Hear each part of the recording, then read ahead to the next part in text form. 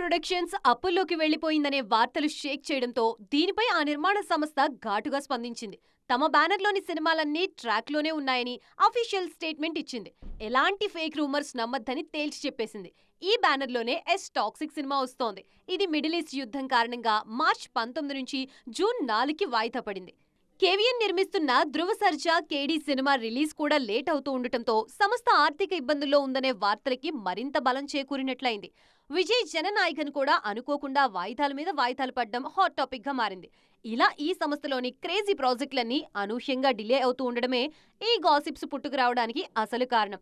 Chiranjeevi Bobby combination లో రాబోయే mega 158 project ని కూడా కేవీఎన్ సంస్థే ప్రతిష్టాత్మకంగా నిర్మిస్తోంది. ఈ సంస్థ ఇచ్చిన క్లారిటీతో మెగా ఫ్యాన్స్ ఊపిరి పీల్చుకున్నారు. లైనప్ లో ఉన్న సినిమాలతో త్వరలోనే బాక్సాఫీస్ దగ్గర కంబ్యాక్ గట్టిగానే ఇస్తామంటున్నారు కేవీఎన్ ప్రొడక్షన్స్.